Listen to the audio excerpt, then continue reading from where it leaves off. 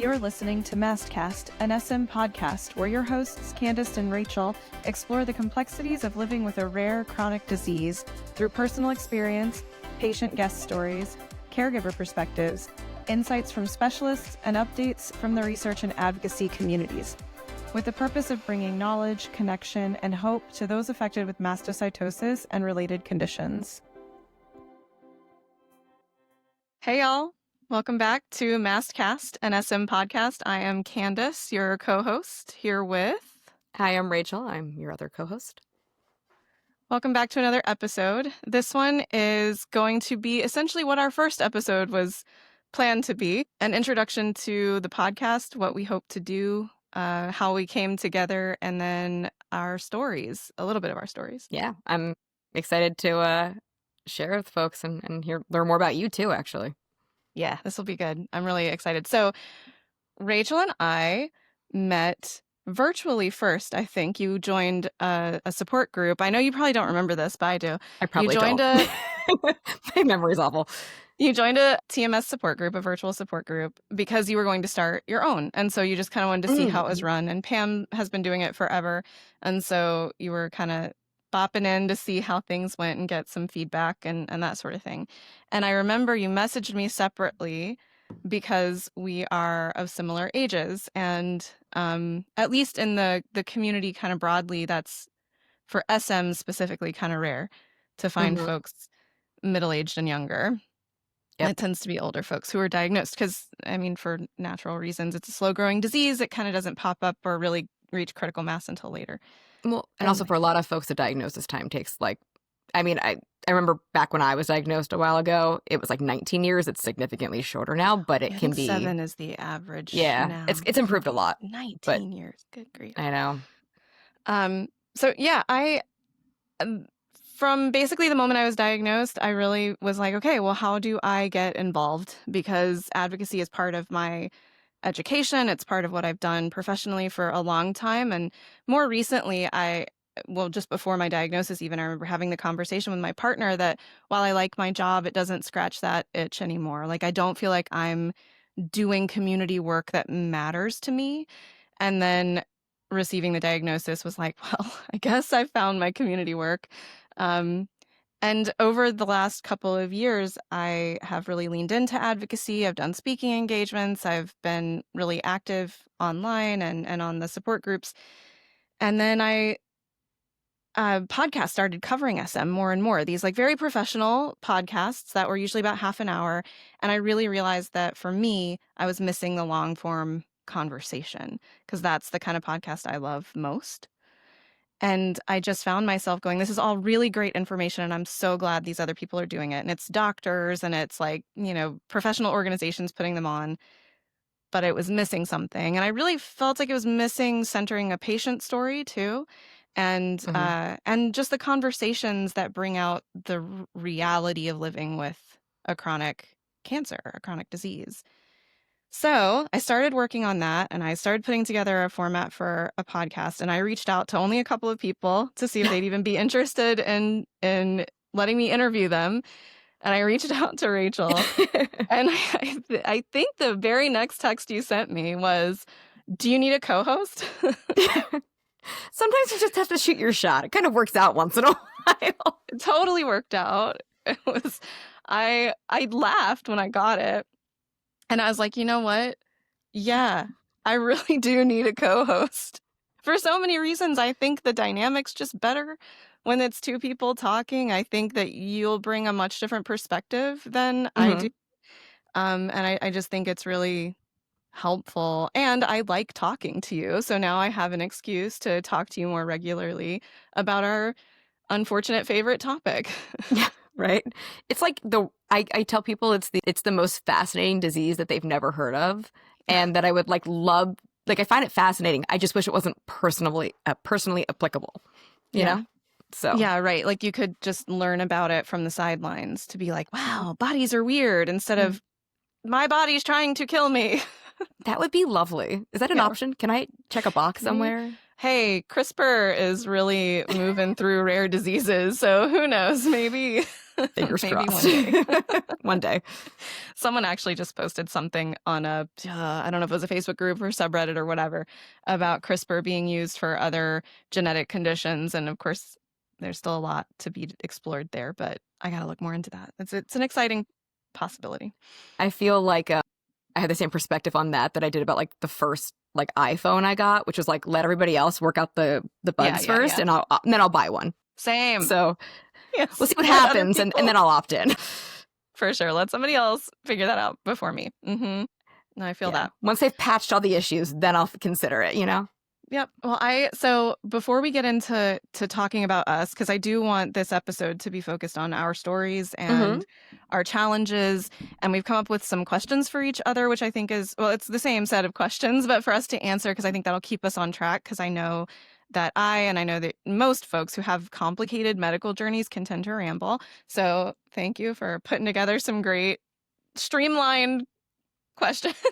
My ADHD and it was a team effort there, I'm not great at staying on topic. Yeah, you and I are really bad at it too, because we're both like that. So we go down. I don't know that we ever actually like come to a conclusion of like one topic of a conversation ever. So this will be. Are you supposed to? Is that how that's supposed to work? It's not really fun that way, but whatever.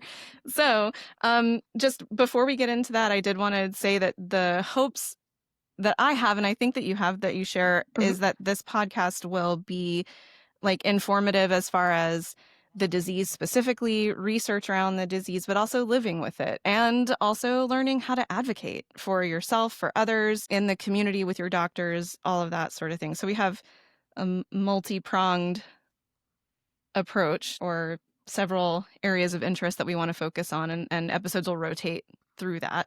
Some of that will depend on who we can get in touch with and who we can get on and when we can schedule that. But I imagine that we'll come back to these one-on-ones every now and then too. Yeah, I'm also like, in addition to what you said, like excited to talk about things like potentially talk about like upcoming research that's come out, and then be able to discuss it in a way that like not all of us have like a scientific background. Right. I've learned a lot since being diagnosed and like learned how to read a lot of this stuff, but not everyone has the time and energy or like previous education to support that. And so like I think that that's a cool way to talk about it in like a real way. What does this mean kind of a thing, and to kind of just like talk about the things that I feel like as patients sometimes we want to hear or understand better, that sometimes like the translation between like the science and the researchers and the doctors, like there's sometimes a little bit of a gap there, and I think that that's a cool thing that we can help bridge. Yeah. 100%. Yeah, I totally agree. I think that too, we have some access there that we can help. We can help do that, is bring in the real conversations and the one-on-ones and dig in a little bit. I know I love getting into the granular parts of the science, but I'm not a scientist. So I need the opportunity to ask better questions and to get more clarity while still understanding scientifically what we're working with, Yeah. No, I picked up a lot, but sometimes it's like, I end up trying to like, I'm Googling, like, can someone explain this topic to me like I'm 5? Seriously. It's a thing I've done a number of times. Or like I'm Googling every other like word for definitions because I forget what certain terminology means. And like the research is written in a way that's meant for other scientists and researchers to read it, not for patients to read it. And we're also the ones who really need that information the most a lot of the time. Absolutely. Yeah. I was just thinking about this in terms of, we have AI that we can use, but it's not effective. There's also a lot of ethical and like, sure. There's a lot of mixed. I was recently having a conversation with some friends about like another AI related topic, and there's such heavily mixed feelings about it, the environmental consequences of it, the ethics of how it's being used, so. No, I completely agree, but also want to recognize that it is being used, and it is being, like, it's being forced on us, frankly, when it comes to, Google or whatever. But even in healthcare, it's being used, and it's making huge strides also. So it's like, there's obviously the environmental ethical concern. There's also, it's kind of a juggernaut, or it's a Pandora's box that's been opened. But I guess really my point is, like, if people are going to use it, then we need to be really careful how we're using it and how much we're trusting it. So that's why I feel like having the actual researchers who are reading these Mm-hmm. studies, who are looking at them, they can break it down in a way that I think people depend too much on the AI to give them something when they're not the ones training it and teaching it and like vetting the information they're getting from it, you know? And things can get lost in translation, and if you don't like it, I Hmm. sometimes I don't know how to confirm if what I'm finding, the information I'm finding is like 100% accurate, because I'm like, am I understanding this correctly? But then there's no one to ask that to. Yeah, totally. Although I have been known to bring in research papers to doctors' offices and be like, hey, so since I'm here, can you explain this to me? They don't love when you do that, but I I have usually talked a few into it. I literally have 4 tabs open on a browser right now of papers that I'm trying to understand about sclerotic lesions in bone because a lot Hmm. of TSM folks have osteoporosis. I don't. I have osteosclerosis. So it's still weakening my bone, but it's not decreasing the density of my bone. So I'm trying Interesting. to figure out how or if that might be related to my SM and how we can try to mitigate it because that's scary. I'm only 42. I'm not like looking to break a hip anytime soon. So Yeah. Yeah, I I have osteopenia, so I'm on mhm. the I guess the more traditional side of things, but hoping it Yeah, could all of stay us there are and not advance. I'd like to not worry about breaking bones for quite some time and stick to only doing it when I do clumsy things, which is usually how I injure myself. yeah, I break bones pretty easy. So yeah, I won't sit here and go through the list of them. That's boring, but yeah, it's a concern that I have because if I happen to slip and fall, it's about a 50-50 whether I'm going to break something. So That's I'm rough. it makes it challenging. I was very stupid to then go and try and play roller derby. And that led to not just a break, but a couple of surgeries on a wrist. So yeah, it's I was never easy. recently telling my partners I want to try roller derby, and they both looked at me like, "Are you nuts?" Don't do it. I mean, do it because it's so much fun. It's so awesome. But yeah, I'm it's like, if I can get everyone to be problematic for fragrance sick free, people. maybe I'd give it a shot. Oh yeah, you're not gonna get fragrance free. Oh, sorry. Yeah. I don't know if anaphylaxis looks good on like the roller derby rink. No, So, no, um, that that's aside, yeah, that's not where it's at. So okay, we've introduced the podcast, and we've already gone down like 3 separate conversations. y'all want to learn more about us though, right? So here Yeah, we this are. is it. This is it. All right, so let's do the thing. Let's talk about us, our story, our Yeah. diagnosis, and yeah. Okay, cool. So, Candice, tell me a bit about yourself. All right, me. I am 42. I live around Houston, Texas. I um what do you say about yourself? I work in corporate relations for in a university setting. So basically I'm there to build relationships between companies and our faculty, our researchers, to help them grow their research opportunities and connect with the companies that have the resources that they need or want, or maybe want to get their research into, or maybe fund clinical trials, or whatever that looks like. So that's what I do for work. And then I have like a bunch of cats, and I have a partner, and we have a little house, and I garden. And right now I am obsessing over the science behind laundry.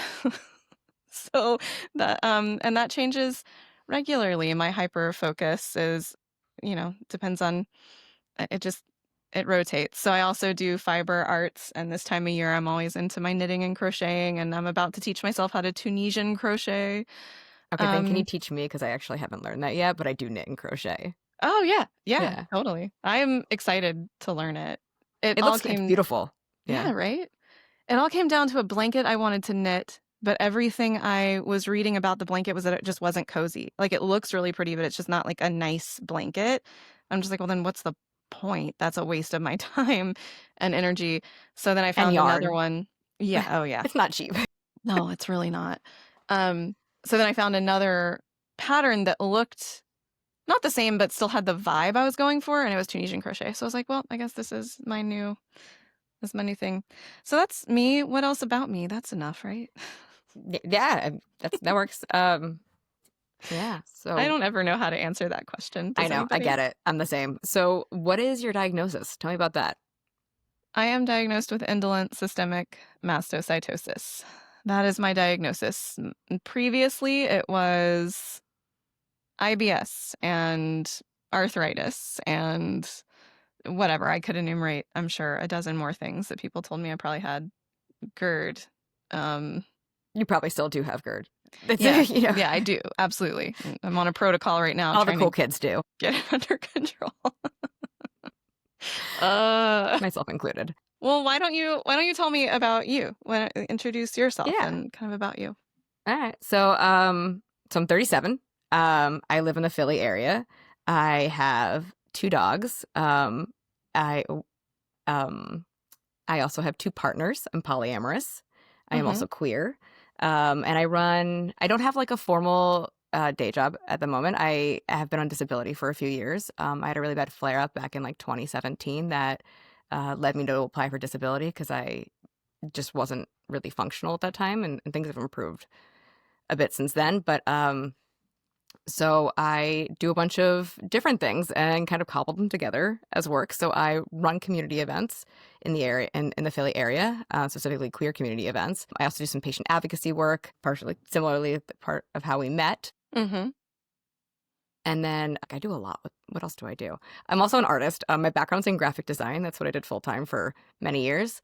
And now I do some graphic design and also do more like random art that I enjoy making, and sell paintings and handmade things and sometimes ceramics and you name it. I have probably done it or tried it. I love most, if not all, forms of art. Some I'm a little allergic to. Those are the ones I, Mm, don't do as often.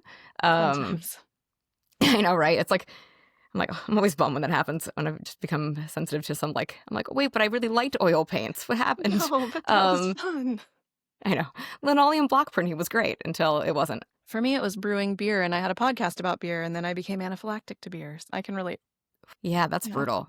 that was rough. I have some other similar irony type stories, but I'll wait. I'll hold off until it's Yeah, more yeah. relevant. And I think what else? I know I do other things. My hobbies. I'm into a lot of artistic things, both for work and just because I enjoy it. I've been pole dancing for like Oh, fun. almost 8 years. Yeah, it's a really good workout, Yeah, I and I bet. have a good arrangement with my studio about kind of managing my allergies. Oh, that sounds Um, fun. they're really thoughtful about it most of the time, and yeah, I think that's. Is there anything else I should be sharing that I totally forgot about? I know that's the thing, right? Who knows? We'll share it eventually, I promise. Like at some Yeah, point, whatever, it'll come up. I'm a talker and an oversharer, so Same, prepare same. yourselves, Stephanie. That's why we're good podcasters. I That's know. why we're good for this. Yeah. You mentioned the advocacy work, and I know that I'm going to spring this on you. We didn't really discuss it prior or anything, but I thought it would be good to just be open about where some of our advocacy work has been, or at least for Yeah, me. that works. So when I was first diagnosed, which we'll get in all that, and that's part of the story, but I was introduced to someone from the Blueprint team, Blueprint Medicines, who makes the targeted TKI, the tyrosine kinase inhibitor, the targeted medicine for the KIT mutation that most of us have that drives our SM. So I was introduced to them, and my story is weird, which we'll get into, and but I do still function. Mostly, like I have a job and I try to do most normal things as best I can. And so I joined them as a patient ambassador for a while. So I was doing that for a little bit.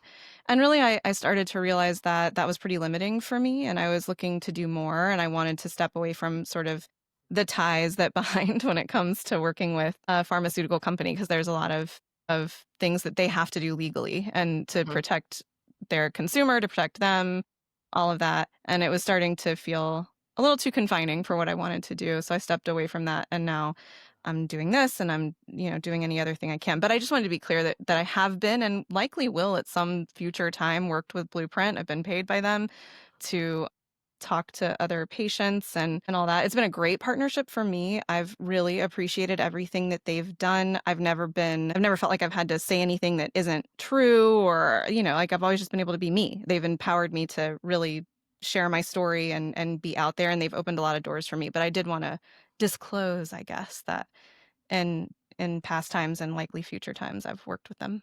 Yeah, no, same. You and I think we met in person for the first time earlier We this did. year at one of their meetings. But Mhm. I've been working with them. I think some of the team told me I was the first patient they worked with. So I'm Mhm. not great with time, but I'm fairly certain it was pre-COVID era. And I am a deeply skeptical person when it comes to large corporations Sure, and sure. pharma companies. And I remember like when I went over like the paperwork Same. that you have to sign to, because there's a lot of legality stuff around there. Mm-hmm. I went back and forth like a dozen times with them, like Yeah. nitpicking everything and being like, I don't know, this seems like sure, you seem nice, but That's and, so interesting. I got to be honest, I have, and no one is paying me to say this. I benefit not at all from saying this out Mm-hmm. loud, but like I have nothing but positive things to say about the entire team, and I've Same. told them that to their face. I was like aggressively skeptical, perhaps. And I love my favorite thing about working with them, besides like the cool opportunities and talking to, I guess one of my favorite things has been like the opportunities I've had to be in the same room as doctors and have my Mm-hmm. voice. It really shifts the power dynamic Yeah. to have like the patient voices be on the same level, if not even more valued, because there were less of us than all of the medical professionals that were in the room. And it's like, one, it's incredibly empowering to be in that Mm-hmm. situation. So I really, that's maybe my favorite thing. But my second favorite thing is like how much, like to echo what you said, they just encouraged me to be myself. Like I once had, they wanted me to go to a like one of their meetings, and they wanted to make it like a little video about my life. And I was expecting like one guy in a video camera to show up, and it was like a whole team. It was wild. I'll have to tell that story another time. It was like Yeah, really yeah, fascinating and cool, and happened to be on my birthday. So it was like a really strange way to spend my birthday. for It was like the sure. only day that worked for everybody. And but they were like, they let me have multiple partners in the video because I wanted to show parts of my life and my dogs, which is like, I Yeah. love them. And also they were cool with me talking about all the different parts of my life. And Yeah. like I tend to be a relatively like outspoken. I have strong political views. I have strong like Mm-hmm. views about taking care of people and community and all those things. And they're just like encouraging. They've just strongly encouraged me to be as outspoken as I want to be, and been like Mm-hmm. incredibly supportive about it. Yeah. Agreed. So Same. nothing but positive things. But yeah, we both have worked with them, and Yeah. obviously have enjoyed the experience. And everything that we're saying here is directly from like our own personal opinions, not anyone Oh, else. yeah. They're Yeah, just not. to be clear, I don't think Yeah, anybody yeah, thought yeah, yeah, differently, yeah. but Yeah. just figured I'd state it. That's a whole other thing we'll eventually get into one of these days when, I mean, we're obviously open to partnership with other people, with nonprofits, but also with companies. And by partnership, I mean if they would like to sponsor a topic or something. But I'm not interested in anyone controlling what we say, how we say it. That's the whole point of doing this, is pure freedom to share our experiences and uh, to not have anyone auditing or censoring. Not censoring's not quite the right word, but It's I a can't. form of Anyway, censorship, I think, like yeah, kind like of what we have to say. modifying what we're saying or limiting it Totally. in some way. And honestly, I'm not even great at that. No, Tend I to, say it I anyway. It gets me in prefer to be trouble, honestly. outspoken. Yeah. Or to do weird things like text someone you barely know and ask like, hey, do you want to co-host for your I'm podcast just that you want to start? So, so glad you did. me too. So, what's your diagnosis? My diagnosis is also indolent systemic mastocytosis. I was What about actually, okay. when you were diagnosed? No, no, go Yeah, ahead. You yeah. were gonna So, get there. so I have been diagnosed for quite some time. I was diagnosed in 2009. So I was 21. I'm 37 now. And I was like just about to start my senior year of college. And it was kind of like a really wild whirlwind to like going from complaining about these dots all over my skin to my mom, and being like, Mom, my dots are angry. And then finding out that like, oh, wow, this is like a serious disease that I now need to be aware of. And like also trying to navigate my senior year of college at the same time. It was wild ride. Yeah, and I don't imagine there was a lot of information out there at the time either. Oh no, there was not. I mean, there was starting to be more, but like the quote unquote expert, and I have heard positive things about this I'm not going to mention names, but this doctor Hmm. afterwards, Hmm. but she was seen as like a specialist in kind of my extended area. It was a bit of a hike. And I learned that she had, I think, one other patient who had it. And she gave me some inaccurate information that I think at some point was believed, which was that like there was a 30% chance of getting incurable cancer and dying. And which is not true Right, at no. all. There's no truth to that whatsoever. However, the information was like not well distributed at that point. That was known to be inaccurate at the time, but like not by, it hadn't gotten disseminated to Yeah. everybody who worked with those patients at the time. And so like, God, I mean, there was like a moment where like I thought about like quitting college and going and traveling the world and like doing all these things that I wanted to do because I thought I was like, oh my Because you God, were if gonna this is going to die. happen, I Yeah. it's now or never. And Yeah. obviously it's not the case. So, Well, I know when I Googled it, so no one called me or talked. We're going to do the thing we do, and we're just going to talk it's instead going to of happen. following some Yeah. linear thing. So when I was diagnosed and I was told, it was basically via my chart. And so I see Wow. this word, or, systemic mastocytosis, and I look it up. And of course, at the time, I think it's maybe changed now because a lot of work's been put into it. But at the time, the first thing that shows up on Google is like life expectancy, 5 to 7 years. And so for several days until I could talk to the person who diagnosed me, I thought I was Spiral. imminently going to die. Yeah, that I have a very short period of Terrifying. time, and it was so bizarre. Yeah, it's a really rough thing to take in. And I know I spend a lot of time now, especially in the Facebook groups are much more active, but on the subreddit, I've had a few folks that I've talked down because they just got the Same. diagnosis. They look it up. It's terrifying. And I have to not have to, but I go in and I try to, well, just compassion for the fear that creates and the uncertainty. But then okay, but I need you to take a deep breath and know these couple things first, and that you're not going to die. And right now, it's fine. We're all going to die someday, but you're not going to die of this today or in the next 10 years. It's okay. Let's dial it back. And so just to stop the spiral, because it's a terrifying place to be. It is. And when were you diagnosed? Like, how old were you? Yeah, I was diagnosed 2.5 years ago. So it was right before a couple months before my 40th birthday. So I was 39. And I guess we can both I'll share with you and then I'll have you share with me sort of what that maybe looked like, Mm-hmm. what the things were that were leading up to it. And I'm going to do this as briefly as I can. But I I probably my primary symptoms were GI issues and pain, and I'd been experiencing joint pain my whole into my entire life, but it was always intermittent. And Mm-hmm. then when I got to drinking age, I would notice it more maybe when I was drinking sometimes, not all the time, just sometimes. So I thought whatever, it was just a high inflammation day or whatever, you just write things off. But after it was during the very post-COVID days, and we're starting to get out back into the world, and I just thought I attributed my fatigue and my pain from inactivity and from post-COVID malaise, just depression, like some low-grade depression or something. But the GI issues started to get so severe that they were leaving me writhing on the floor. And then the joint pain became all day, every day.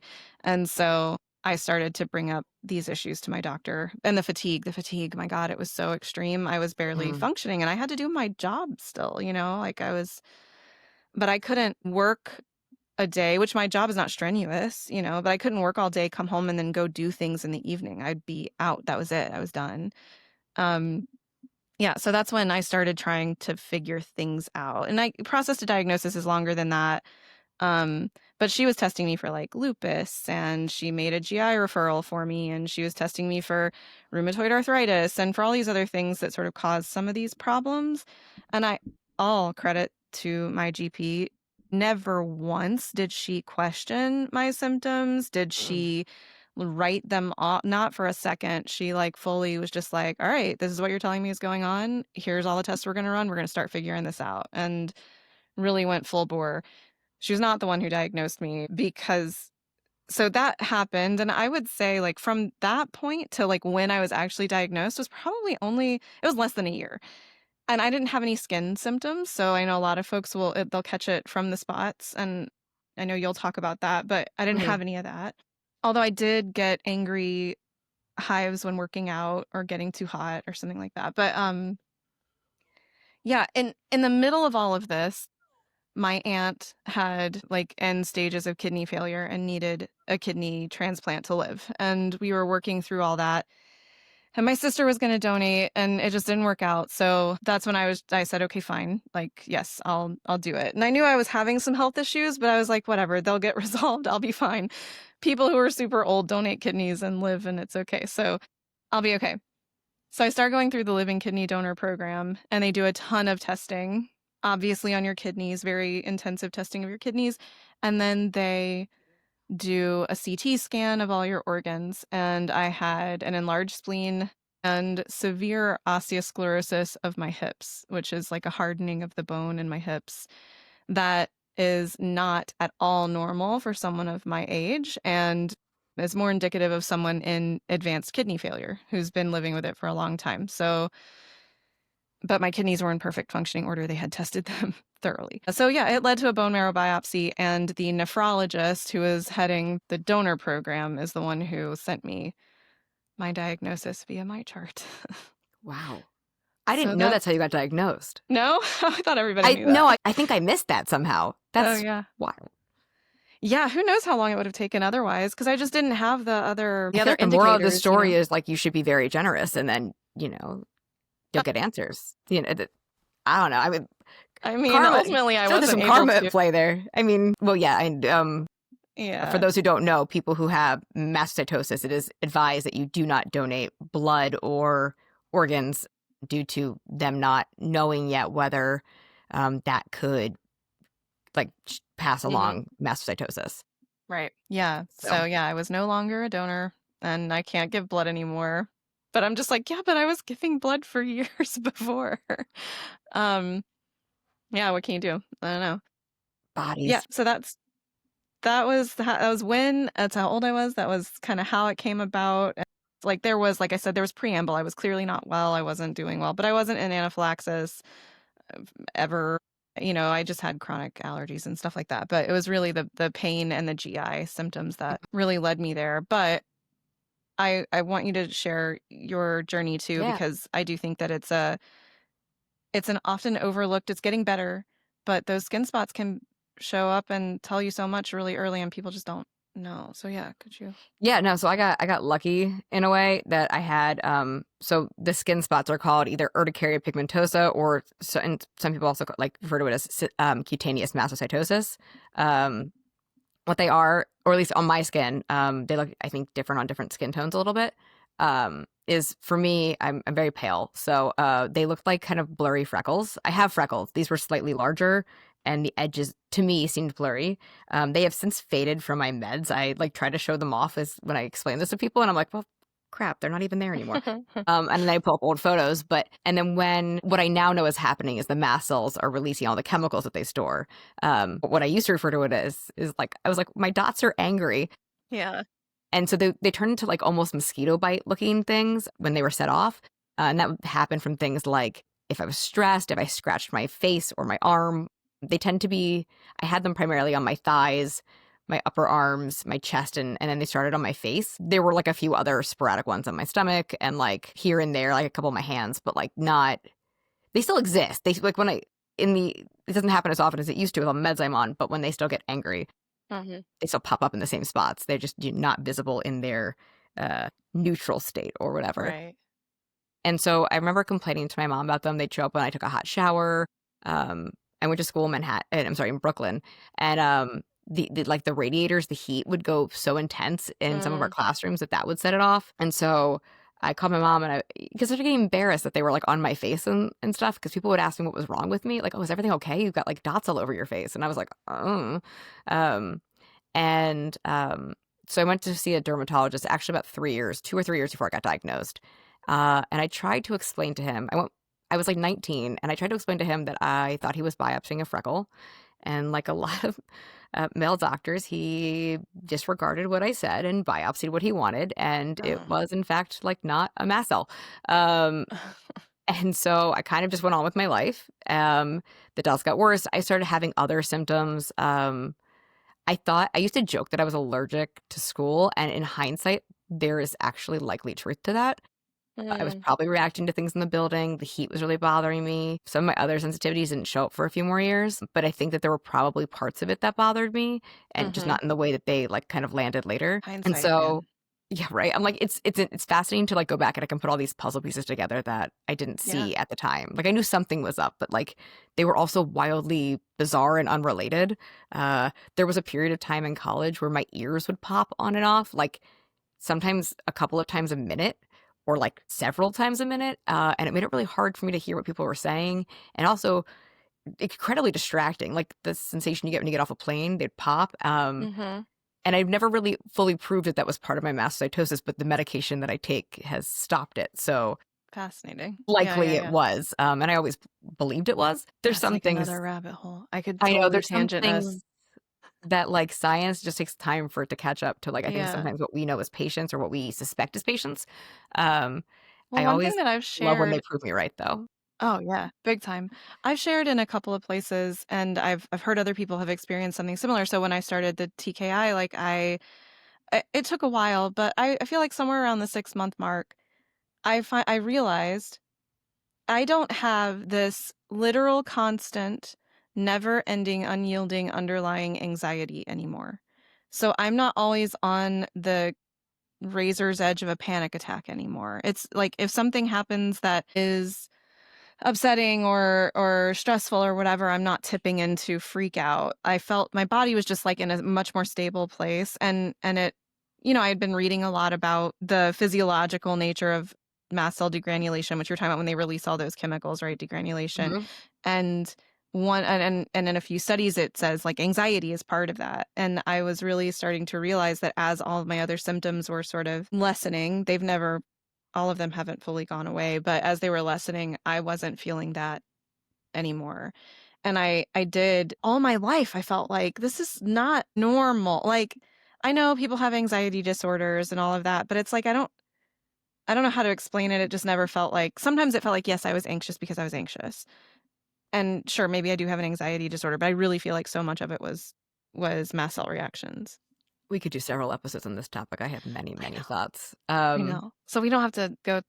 No, I I have just tons wanted of to thoughts share. that I know that I get off topic really easily. So I was just I gonna know. Me say that too. a couple years after I saw that first doctor, I my mom found a new dermatologist she really liked, and when I was on a visit home from college, I had an appointment scheduled with her, and I walked in and I wanted to complain about the fact that the circles under my eyes are really dark and they were hard to cover up with makeup, and I was Mhm. hoping she could solve that problem for me. People were always telling me how tired I looked. Ugh. Probably because in college I didn't sleep a lot. I mean, honestly, I've probably been tired since then. I don't even remember what it feels like to not be tired, and I I think don't some either. amount of that is mastocytosis and some of it is just like life. Mhm. But I walked in and she was like, "So those are genetic. I can't help you with those, but I think I know what these dots on your arms are. Can I biopsy one?" And how many Um, years was this after the first biopsy? two, Okay. 2 years. So um, I got biopsied. She biopsied one of my dots. I should say, Mhm. that's what I called them at the time, and then she also sent me to get blood work for something that I'd never heard of called tryptase. Mhm. And so then she got both results back and she called me and she's like, "So," and she started trying to remember, like, vaguely remember the conversation. It was quite a long time ago. It was like 15 years ago at this point. 16 actually. But she was like, "Okay, so we need you to find a hematologist oncologist.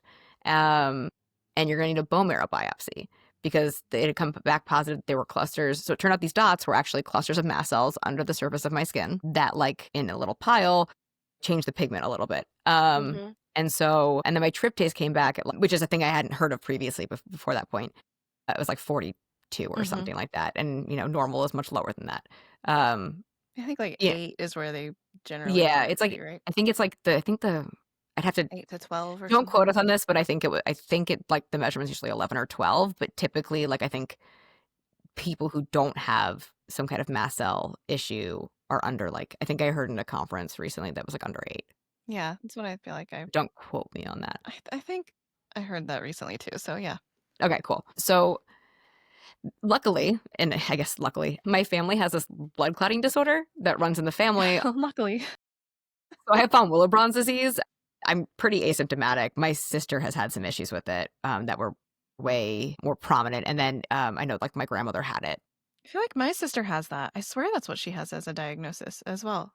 Weird. We should talk Yeah. more about this later. Yeah, for Yeah, sure. yeah.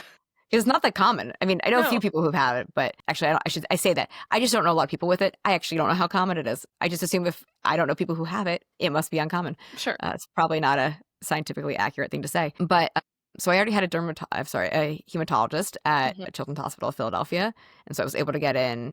Even though I was like 21, because I was still in college, they still accepted me as a patient, and I was able to get a bone marrow biopsy there, and that confirmed that I had indolent systemic mastocytosis. Were they testing for the KIT mutation then? Yes, but they They had to do were. it via Okay. biopsy. Yeah, Yeah, they yeah. couldn't. Now they No can test. peripheral blood. They did not have that at the time. No, not that Well, if they did, it wasn't like widely used. No one ever suggested. I get that. yeah, I mean, as far as I've read up on any of them, none of the peripheral blood tests are really very accurate. It's never shown up for me on a peripheral blood test, but it's in my bone marrow. It might on there's a new one like called the ultra sensitive or I was like, something isn't like it that. like the super secret sensitive? Yeah, yeah. It sounded like something in like a spy movie, like the It did. super It's ultra like the secretive, ultra special, sensitive. ultra super duper. Yeah, Sorry, that's what it sounded. When I heard the name of it, I was like, that's cute. I like that. I know, right? It's charming. I know. Well, because I think the previous one had called itself something. The super sensitive, and then They had we to need like, to like yes, yeah, ultra sensitive, right. new So and they had to go up a improved. step. I know, But right? yeah, And it's like supposed to be the more effective. supremely sensitive, I guess, is the next one. I don't know. Yeah. I have to think of some other adjectives. Well, I think the way Um, that they tested it, I'm going to get the details of this wrong, and someone listening is going to be real mad at me. But it was basically like I think they had a sample of people who had been diagnosed with MCAS and had been tested, at least in peripheral blood for SM for the mutation, and were negative, but then were tested again with the ultra sensitive, and I want to say it was like 20%. I'm not trying to make up a number. I think that was somewhere around were SM positive. So like I mhm. think that this test will make it more accessible for people, and clearly it's catching more in the peripheral blood. I don't know what the incidence is for like compared to bone marrow. I think bone marrow is always the way to go, at least right now. But anyway, it is significantly more sensitive, and I think maybe it's also going to show us that SM is a much broader spectrum of disease and maybe more common than we think. Yeah, I imagine an easier access to getting diagnosed would make Yeah, it much yeah. easier for most people. A bone marrow biopsy is like nothing to scoff at. No, Did and you if have a you bone don't marrow have, biopsy, or were they I just able to did. do peripheral blood? Okay. No, they did a bone marrow. So for when they saw the osteosclerosis, we went back and forth a bit. They were trying to figure out, well, maybe we'll just do a contrast CT or something like that, but they decided to go full bone marrow. And yeah, that's where it was found. Well, so we were talking about you were talking about your journey with like doctors. I know I'm going to say that word journey so many times it's going to get on my nerves. Um you were talking about your We'll make a experience list with of doctors. synonyms for next I know episode. I'm gonna have to. And that you had one that you had good access to one and you could go see a doctor and they Hmm. could at least try to get you on the road. So I was diagnosed by a nephrologist and he was not in my insurance plan because it was a separate thing, right? They cover the cost of the living donor thing, or my aunt's insurance covers the cost of it. So the nephrologist offered, he said, I think that maybe you see a hematologist about this, but I don't know, but I think maybe that's a good place to start. So I can make a referral for you if you want. And I was in his network. And I was like, well, your network isn't covered by my insurance, so I'm going to have to figure it out. And I really just very foolishly assumed that kind of any hematologist would see me, completely ignoring the fact that everybody has a subspecialty now. So nobody just sees anybody anymore. They specialize in some specific area of cancer. But I was trying to be proactive and I picked a bunch of practices that had multiple doctors in the practice who were in my insurance. And I live in the largest medical center or with access to the largest medical center in the country or in the world, maybe. We have an infinite number of doctors. But anyway, I called around to at least 6, possibly more, trying to, instead of just making a random appointment, since I didn't have a referral, find someone who knew something about it. Because I understood at least that it's very rare. And Hmm. I wanted to find someone who knew. So I tried to find, could not. Everybody denied me. Everybody told me no. Like they wouldn't take me. The whole practice just would no, there's no doctor there that would see me. So it took me months to even find someone. I finally do. And he takes me on, and I won't mention names or anything because it's not worth it, but he at least knew of the disease and he knew that there was a new targeted treatment and that I met the criteria for it. But he didn't know anything else, like truly nothing else. He would ask me how I was doing, what my symptoms were. I'd tell him, and I'm not kidding you, every visit, he'd go, huh, weird. And then he would send me on my I've way. gotten that too. I'm just saying. Yeah, it's just, It's like, but huh. he decided to diagnose the TKI or to prescribe the TKI, but he had done literally no blood work on me. I never even had my tryptase drawn. I was like, no, I'm not taking something like this until you do. I need to know what my platelets are because I had done all the research because that's what we have to do. Yep. We have to come in armed with all of the information we can gather because they just don't know. And grateful that he took me on, but I'm also frustrated that he did no work to make sure he really knew what he was dealing with, right? And at the time, this is all I knew to do was the hematologist, right? So that's Mm-hmm. all I had. So eventually he did, because I told him multiple times, I will not take this medication until you do the tests. And then I listed out the things I wanted tested. Like I wanted a CBC, I wanted my tryptase drawn. He did one round of blood work that didn't include tryptase. And I was like, I'm still not going to take it until I need a baseline. I Right. need a baseline. You like actually really do need a I baseline. need one. And so I finally got it, and it was 152. And so Wow. it would have been nice to know Overachiever. that. Huh? It's an overachiever. It's so ridiculous, honestly. I was just like, oh, that was not expected. I was thinking, 30, something like that, whatever.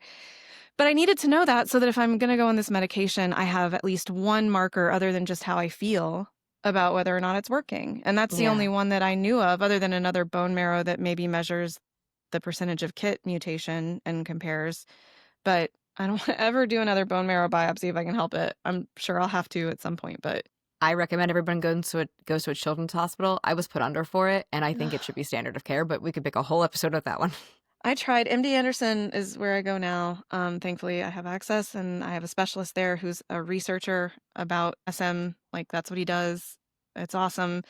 Um, but they wanted to do a bone marrow biopsy the first time, and I was like, y'all are going to put me under, right? And they were like, no, our people are good. I was like, I don't. I have a firm stance that I've only had the one, but I looked into clinical trials a couple years ago, and my first question was like, if I need bone marrow biopsies, will you agree to put me under? If not, I'm not interested. And I know, and I'm like, knowing that like having a disease that is this rare, their options are limited. And I Yeah, was yeah. hoping that it would sway them. They need me more than I need them at that point. Yeah, fair point. Yeah. My experience was terrible. I really hated it. And then I was in pain for at least a week afterwards. I know that there are lots. I don't want people to assume that's how it's going to be for everyone. I know so many people who it's a It was a breeze piece of for. cake. It's like no big Yeah. deal. My partner just had one. He said it wasn't fun. He didn't enjoy the experience, but he wasn't like limping and barely able to sit for a week. He was Yeah. fine. It's like almost the next day, it's like it never happened. So obviously, for some folks, it's a cakewalk. I think for most people. So I think that's why it's not standard to sedate people, because Yeah. most folks, it's not a big deal. I think it spans things. Like for me, Mhm. I appreciated being put under. I believe personally that like navigating the medical system and having health issues is largely inherently traumatic, and I don't think we need to add to that. Like there's enough that goes with it that I don't need to be in more pain. And there's a lot of fear heading into something like that. It just sounds scary, right? Like, Anxiety and yeah. but I will say that the recovery wasn't like for anybody listening. The recovery for me personally wasn't bad. I know people who've had different experiences, but like Yeah. for me, I remember like I definitely laid on the couch for like at least the rest of the day, and I think most of the following day. But I think like 2 days later, I was up and doing stuff again. Like I think I Yeah. was like a little achy for maybe 3 or 4 days, but it Yeah. wasn't like at that point. It felt more like a rough bruise than it did Mhm. like a source of like pain. It I also think has been for like a long time, so take that with a grain of sure. salt. I think for me, because of the nature of my bones and how scarred the hips are, it was hard for them to get something in the first place because the bone is so calcified in places, and so I just think it added to the complexity of trying to get a decent sample, and Hmm. then the pain that I experienced afterwards. But I don't think that's the norm at all from what I read from other people. Obviously, people have had bad experiences, but my takeaway and what I try to remind people, even if I share the reality of it for me, was that it was very brief. And even the discomfort afterwards was short, and it got me my diagnosis. And now I know how to treat, like, it's worth doing regardless. Like, Yeah, I firmly believe that. So, they and if I were. ever had to Oh, do it again, I would. they were so afraid of. So there's all this guidance that has been largely adjusted since I had mine, about like what medications you can and cannot use. And so a lot of the ones they usually use to sedate people, um, they were there's better guidance now, but they were really concerned about using it at the time. Mm-hmm. And so they decided that the safest option was to give me ketamine. Um, so, so Sweet. I my then boyfriend, now husband, he wasn't there, but my parents went with me because I was still like I was, you know, just I wasn't like barely an adult at that point, but Mm-hmm. my dad took a photo of me, and I didn't know this until later. It's just a funny story, with my tongue hanging out, like completely unconscious. And so the next time I saw my partner, he had that as his phone background. And I was like, Oh, where did you get this photo? I didn't even know it had been yikes. taken. And then when I woke up, I had like, they had told me that I might have like really vivid dreams or something. And it was in September, and I'm a big fan of Halloween. And so I was having all these like fun Halloween dreams. And then I woke up and told the nurse how pretty she was maybe 45 times in a row. I may have proposed marriage. I can't believe it took me longer to figure out that I was queer, because I like literally tried to like marry this. Marry the nurse. I was like, "You're so pretty and so nice. Thank you for taking such good care of me." Yeah, I get like That's so funny. extra Yeah. nice when I'm under the influence, apparently. That's hilarious. But yeah, so it was. I think a lot of people are afraid of it. So I just want to like say like it's not. I don't think it's anything anybody would like have for fun, but it's not necessarily like an awful No, experience it's not a for horror everybody. show or anything. No. At most, it's uncomfortable. You know. I will say for folks who have uteruses or menstruate, having an IUD put in was worse than I was under. So Yeah. my experience might be different than people who are awake for the entire thing. Sure. I was under for the bone marrow biopsy. I was awake for the Right. IUD insertion. But when I had one several years ago, that definitely was more painful than any part of the recovery.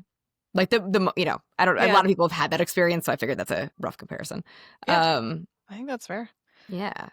I'm curious what your most like. So, what then, before diagnosis or like around diagnosis, was your most challenging symptom, and has that changed over time? Do you have?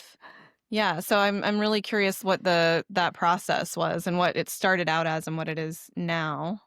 So I think the most interesting thing about this disease is that it is wildly different how people experience it. Like, Mm-hmm.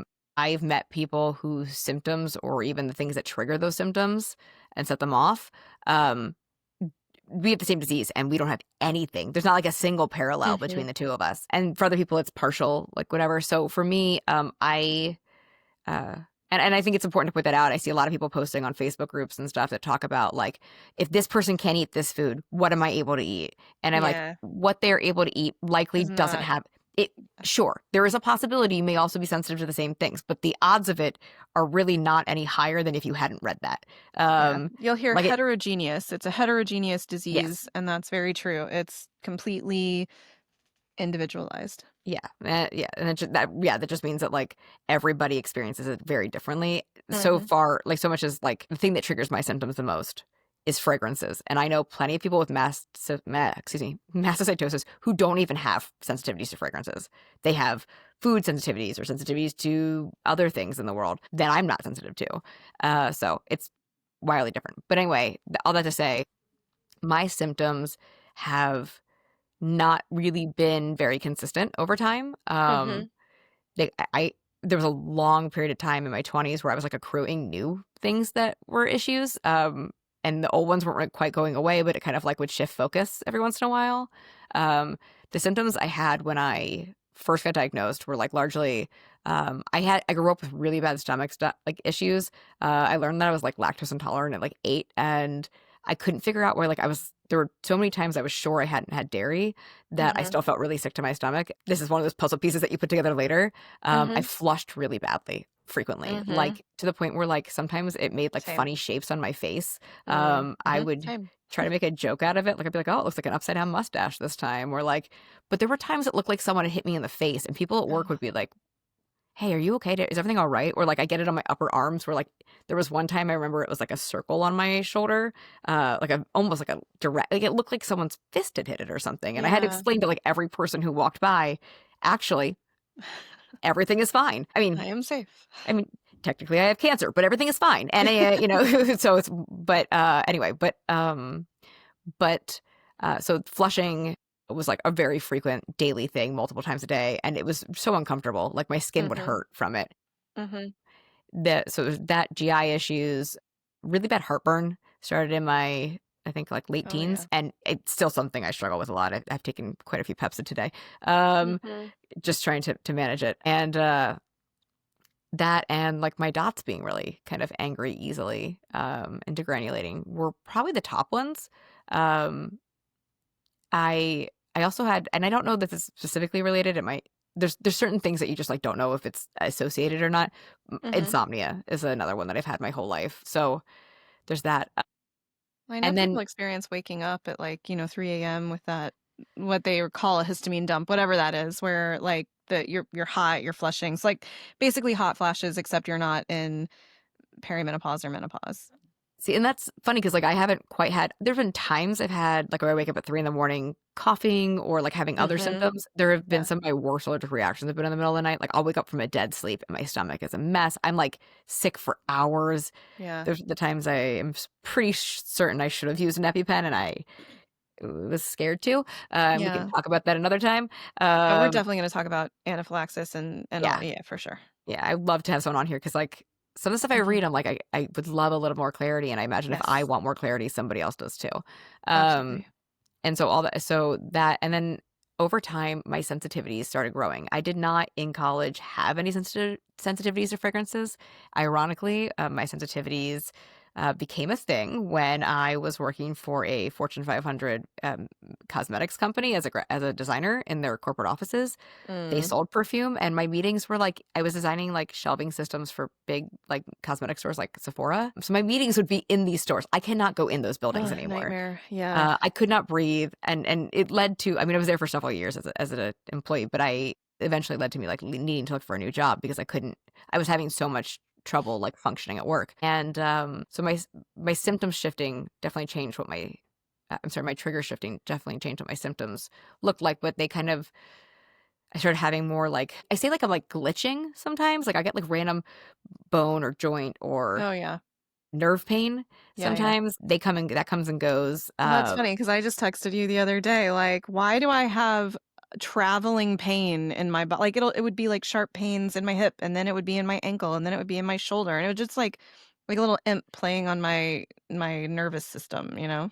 I genuinely thought until you texted me about it that that was like a weird me thing. And I never had mentioned it to anybody. I mean, I mentioned it to like my partner because they were, Mhm. if they were sitting there when it was happening, but like, uh, I just thought that was, I mean, not normal, but like my normal in a Sure, sure, way. sure. Yeah. And yeah, no, and I'm like, oh no, that's. I figured it was mast cell related, but I was like, I haven't heard anybody else talk about this stuff. That's a And whole that other one thing we're gonna have comes to and talk about goes. too is like, what do we relate back to ISM and what do we like? I don't want to miss other problems too, right? So Because like, I have several. There's like yeah, right. I joke they're like Pokemon. You got to catch them all. Like Yeah. when you have one medical condition, you end up with like a dozen others. I know. Um, uh, I have my favorite terrible dad jokes that I make is someone will be like if so- I sometimes I'm like God, what the heck is wrong with me? And then I'm like, oh wait, I have a list, like a literal list of Yeah, things I that are can wrong with actually me. just yeah. And I have a dark sense of humor. Like if I can't fix it, I'm gonna laugh about it. Mhm. So that's kind of how I Got deal with to. things. But So fragrance so became a really major one for you. yes, it if you told like teenage me that fragrances were going to ultimately dictate how I live my life, I wouldn't have believed you. And it is incredibly, it does. It runs my life in a lot of ways. I mean, I try not to let it. I do a ton of stuff that I think, Mhm. Mitigates it. I work hard to make it work because I'm a big extrovert who wants to like do things all the time. I have too much ADHD to sit still in my house. Yeah. I want to like get out and live my life. I just have to constantly be like really creative about how I navigate things. Um, And the other really big symptoms I've had, and honestly, if you were to pull up like a chart of all the symptoms we could have, I've experienced, I think, all of them at this Most. point. Sure, yeah. Um, I started having asthma symptoms. I did not know until so until I started dating one of my partners, I did not know that I had asthma because no one had told Mm. me. I had an Mhm. inhaler, but like I just I only ever used that stuff like when I was exercising or something. Yeah. But there were times where I started like I'd wake up in the middle of the night coughing and I couldn't stop, and I just started using like chloroseptic spray to like numb my throat to go back to Oh, bed no. until I started dating this one of my partners, and they were like, "Rachel, go get your inhaler." And I was like, "Why? I can breathe. Why would I use my inhaler?" And they're like, "That's asthma. That's You have asthma. asthma." And I was like, I was like, I mean, I think you're wrong, but like, I'll give it a shot. And then I was like, oh no, I Okay. stopped coughing. They were totally right. So they were onto something. I didn't know coughing was a symptom of asthma in the way that it was presenting, but That's interesting because I'll wake up at night sometimes coughing as well, just for no reason. I just assume like my throat's just dry. Maybe I was sleeping with my mouth open or something, and so now I'm coughing, but I'll have like a total fit. I can usually drink some water or something, and eventually it'll calm down. But funny. mine sometimes wouldn't if I didn't. Like it Yeah. wasn't like it ever escalated to a point. It has since then. Since like now that I know what it is, there's been times where like I started coughing so hard I thought I was gonna like get sick because I was Yeah. like coughing, like the muscle contractions from coughing. Right. But it's never been like that I couldn't breathe. I just couldn't stop coughing. Yeah. The other symptoms that have been really, really impactful in my life. Brain fog is the silliest name for the most impactful thing I've ever experienced in my whole life. Mm-hmm. That started sometime in like my mid to late 20s. And for several years, it was debilitating. I had a bad flare up as a reaction to a medication I was on. And it like really shifted how I was able to function. I joke that like around the time I turned 30 that it's like someone handed me a new brain and told me how to figure out how to use it. And it's Mm-hmm. been kind of a learning curve ever since. My ADHD feels like it's different than it used to be. Other things in my brain don't feel like they work all the same way. Mm-hmm. Um, it just, my brain fog's a lot more manageable now, but it is something that people say colloquially and don't always realize how significant that can be. Yeah, And for I sure. can't wait to talk about that stuff more on another time. But and also fatigue. Fatigue is Mm-hmm. that is brutal, and also like Mm-hmm. lesser symptoms too. What about you? What do your symptoms look like? Have they changed over time? I know you haven't been diagnosed quite as long. Yeah. I feel like same, basically, maybe minus the spots. Although interestingly, they've started to show up for me now, Huh. not severely. And I am on the TKI, but my specialist did mention that there is a small subset of patients, and we're all weird in some way. And I guess this is one of the ways I am who develop them or who like they haven't become severe and they're not reactionary unless I get really hot. Yeah. But yeah, it's one of those hindsight's 2020. I can look back and say I've had stomach issues my whole life. Mine are, I know a lot of folks, and this is just TMI, but it's just Is whatever. it This is the TMI? disease This we is like live with. we're being honest. Yeah. This is, yeah, this is a disease we live with. And it's a very common side effect is diarrhea, right? People experience that Yep. pretty badly, but I have the opposite. So I've had chronic constipation my whole life. And that's been a real struggle for me and and it contributes to all the other problems. So GERD has been an issue. I remember 20 years ago going to a doctor and saying, I burp more than anyone. If I burped loudly every Yeah. time I have over the course of this podcast, it's obscene. They are forceful and they are constant and they're not all acid producing. It's just gas, just like constant burping. I get this thing my mom calls a pterodactyl. My one partner has two young kids, and they think You're it's just so like, cool rah, that I rah, have. rah, rah, rah. No, they believe that there's a dinosaur inside of me, Yeah, yeah. That's what I sound like and too. and I'm like, but it's your favorite Oh. dinosaur, so doesn't that make me extra cool? Yeah, yeah, yeah. But no, I tried to go to several doctors first, and No, I was just written off. It yeah, was, I mean, they didn't even take it what are you gonna do? I don't know what you even do about that. I'm like But a yeah, sound so machine, I basically. would, yeah, me too. Yeah, my partner laughs at me all the time about it, and yeah, Same. sometimes he thinks it's funny, and sometimes he's like, what even was that? That's not natural. I'm like, I know. I'm sorry. Or do you ever do it in front of people who like especially like right when people like I started being social again when Uh-huh. toward the end of like the quarantine part of COVID, Uh-huh. um, and then I like forgot that these noises are one not normal and two that other people can hear me, Right. and suddenly the whole room like stares at me and I was like, I just did Sorry. that in front of everyone, didn't I? I used to do it like in college Whoops. and stuff when I'd go out drinking and that sort of thing. Yeah, I would just burp, mostly just for the shock factor because I knew it was absurd and especially coming from a woman, there's just that extra layer of like, what is wrong with you? And I would do it for the shock value, but also because it felt good and I was otherwise having to suppress them all the time, which was it gets frustrating after a while. It's just very anyway, so that was a big one, and constipation has always been one, still is really, but there it sort of progressed. Joint pain and bone pain, especially my hips and low back, are a big one. Flushing forever, like since I was in middle school, and it could be over something that's causing me anxiety. And some Mhm. people go rosy cheeked. No, no, no. I go lobster red from like the from tits to forehead. Like, I don't know how else to Yeah. say that, No, but it's just like a accurate. lobster red. And then depending on whatever the stimuli is that's making me flush, that's when maybe like the spots on my legs might. See, the thing is, those spots to me were never always there. It's like you can't see them until they would react. And I'm now realizing, yeah, there is a distinct pattern. Hmm. They're all the same. They're in the same spot, But heat was I was so intolerant to Mm, heat, and I yeah. would always feel like my reaction seemed so ridiculous, and I would force myself to push through it. I would be flushing the whole time, but it would cause extreme brain fog and fatigue, so that once I stopped, like I could sort of for a long time force myself to just work through it, work through it, work through it. And then the second I wouldn't stop because if I did, that meant I was done. Like there was no recovering and getting back out there. Thankfully, I still have a massive heat and that sensitivity, and that's one of my biggest issues, especially living in the Gulf Coast area. But I have since taking the TKI, I recover faster. So if Hmm. I can realize I'm getting too hot and I can go cool down and relax, I don't slip into brain fog rest of the day, have to take a nap, still not feel better when I wake up kind of thing. I can just like cool off and recover and then continue about my day, which is like a huge win for me. But fatigue was a major one too. Like I said earlier on, I would get home in that COVID, post-COVID days, I would get home from work and I would just be done. There was no going anywhere. There was no socializing, none of that. I was starting to get to the point where every time I ate, I didn't know whether or not I was going to have a severe reaction or not.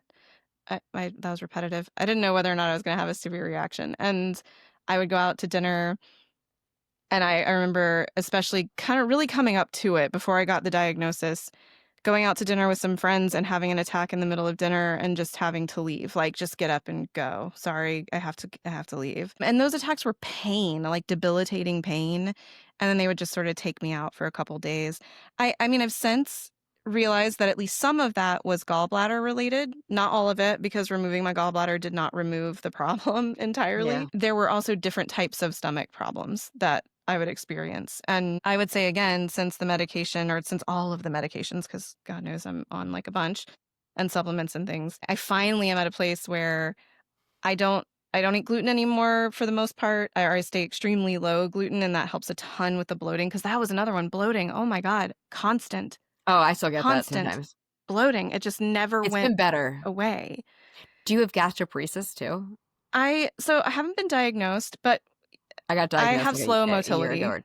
Yeah, I got. So there are times when nothing's moving there. No, I can there and I will have, Our bodies of like joy. I don't know if you ever have the like I'll have like these spasms in my intestines essentially. And that's when I kind of know things are acting up because basically the peristalsis, that muscle contraction that moves food through your intestines, I can tell that's when it's not working. And then Mm, usually I have a medication that really helps with the muscle spasming anyway and it reminds my body to like move the way it's supposed to. So I don't know if that counts as gastroparesis, but it does create slow motility. So it also it's fits the theory that our bodies have absolutely zero chill. Like they can't even relax enough to do what no, they're no, supposed to be doing. no, they don't at all. I feel like I've got to be forgetting some things, but I think those are and to your point about brain fog, truly, I don't think that is given its fair due. It is probably at this point my most debilitating. I can work through pain. Usually I have a slew of medications I can take if I exposed myself to a fragrance that was not good because I also have a fragrance sensitivity, not nearly as severe as yours, but on Halloween night and I had spent a fortune on a costume and I was so excited. I was going to this party and Mm, everything. I was like so thrilled and it knocked me out. But I was like hell bent. And so I yep. just took rescue meds and I used my nasal chrome spray and I did all the things and I just like relaxed for a little bit and at about that 30-minute mark when medications start to kick in, I started to feel better. So it obviously was a mast cell reaction and I was able to recover from it, which was great. But the brain fog leaves me incapable of functioning sometimes. Like my speech Literally. will slow. I'm usually a very fast talker. I put ideas together really quickly. It's what I enjoy most. It like makes me feel alive. And on the days when Same. I cannot form a sentence when I cannot find words, trying to put together one sentence and there's like 4 words I can't find in it, you know? It's I say awful. I have said things backwards in ways like I'm not one of those people who can say the alphabet backwards. Yeah, right. I No, would have me to like either. literally have it written out in front of me um to pretend like I could do that, but I will say words backwards sometimes, and it's like so clearly like wires have gotten crossed because Yeah, I can't do that normally. Like it's right. not like a skill like I've actually fallen into or something. I'm like, what just came out of my mouth? And like at like the height of it, I mean, I have traveled internationally by myself and very much enjoyed it. And also when I have really bad brain fog or I'm having like a severe reaction that includes brain fog, there was one time, it was years ago, where like I was in a Target with one of my partners and like he told me, he's like, I'm going to this aisle. And I stood there and I have issues with like some of the chemicals in stores. I mean, and Mhm. by some, I mean all of them. Yeah. And I suddenly like couldn't figure out how to get to where he was. I literally just stood there and waited for him to come back. Another time I went to the grocery store. I had 3 items written on a Post-it on the back of my phone, but I would like look at the Post-it and then I kept looking And up then at the forget. aisles. Well, Yeah, the thing is like I know this grocery store. This is where I normally go. Like I know where most of right. the things are, but I couldn't remember where anything was. Yeah. And I couldn't remember what I was looking for. Like I was literally like trying to hold my phone so that it was like in my view while looking at the signs because I couldn't remember. By the time I like looked up from my cell phone to look at a sign, I couldn't Yeah. remember what it was. I remember like that day I was having a rough day. I left crying. I like gave up. I went home. Yeah. I was like, Yeah. and there's times I can't drive, and that's become a big issue. Mm. It's been a lot better since I've been on a TKI, Mhm. but I wouldn't go to like friends' houses or parties unless I had someone to drive me home because That's interesting. I some don't of the think about medications that. impair my ability to drive, and we can talk about Yeah. that another time. But also, like, sometimes my brain fog is so severe that I don't feel like I can safely drive. There's only been a few Yeah, times where I was like, I cannot drive a car right now. Like, I could barely figure out what my name was. I mean, that's a little bit, that's sure, slightly sure, sure. exaggerated, but genuinely, I couldn't. It's interesting that you say that because I don't think about that, but now that you say it, I mean, that's not something I would think about to like describe what brain fog feels like to me. But on my worst days, Denny knows that he has to drive, that I can't, that I'm not functioning. My motor functions are, if I had to go to the grocery store, I would. If there was an emergency, I guess I'd figure it out. But like on those days, I just don't go anywhere. And Yep. I'm not necessarily putting it together like, oh, my brain fog's so bad I can't go anywhere. But that's 100% why I'm choosing not to get in the car and drive somewhere because I'm too exhausted and I can't think straight. And it doesn't feel safe to be in a car when my Yep. reaction times are so Super slow. slowed. Yeah. No, Yeah. and I noticed it more because several times this happened where I was out and needed to get back to my house. Like I was trying to leave work or I was trying to get home from an event that I was at or whatever. Mm-hmm. Candice, I'm going to spring something on you. I have a question for you. Bring it. So I'm looking at the time and how long we've been recording for, and I have so much more I want to say on this topic, and I feel like I we could talk about this know. a lot. I How do know. you feel about it being a 2-part episode? I think that's great. I think that gives us a lot of time too to put together other Well, because I think episodes. like this stuff is so important, and I think that there's Yeah. probably a lot in here that I hope that the folks listening can relate to. I think like I don't know that I've ever had the opportunity to like listen to a conversation between 2 people who experience what I experience. Yeah. Even if our experiences are like different, there's still so much overlap. Like you Absolutely. and I Yeah. don't Some have the same similarities. triggers or the same symptoms for a lot of them, but Yeah. like it's so relatable. Like I've had moments where I've had those symptoms, even if it's not like a consistent thing in my life Sure. or whatever. So No, I think that's a great idea. I mean, I do think we've covered a lot of what we had planned to ultimately, but I think that we can definitely dig into, obviously, this isn't like the end of what we've gone through, right? So we can right. definitely talk more about um, how it's evolved over time. And I think we should get into like our coping mechanisms. And I think part of that is not just Yeah. our physical coping mechanisms, but our emotional and like Support spiritual, if that's a systems. thing. And yeah, so I think that's a great idea. I think this is a perfectly natural place to stop because it's gotten us through journey to diagnosis and what our main symptoms are and how we experience that. And I think it's great to, yeah, I love the idea. Thanks for springing it. I think it's Yeah. great.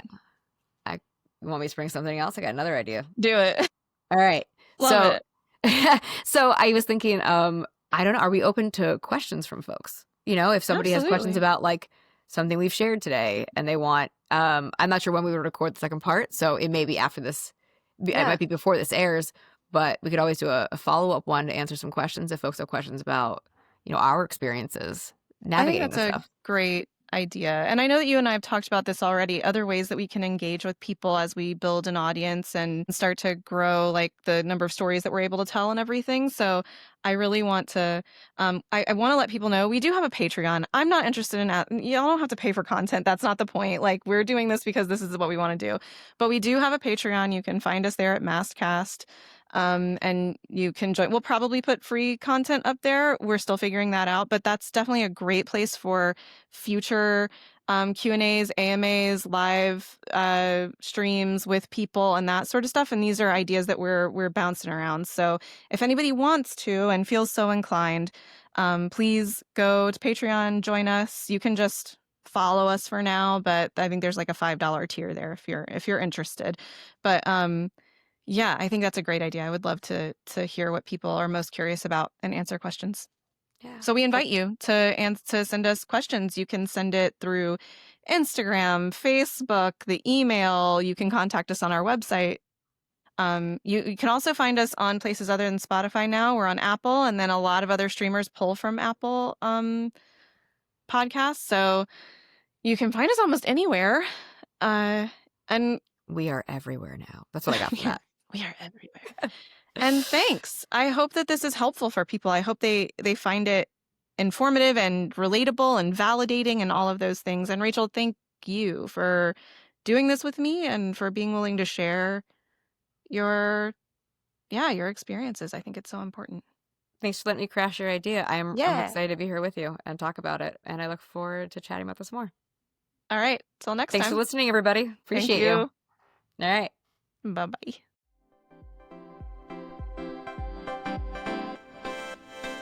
Thanks for listening to Mastcast. Your hosts are not medical professionals, and nothing discussed here should be taken as medical advice. Please speak to your medical provider about any issues you're experiencing or therapies you're interested in. If you have any questions or comments, please email us at podhost@mastcastpod.com.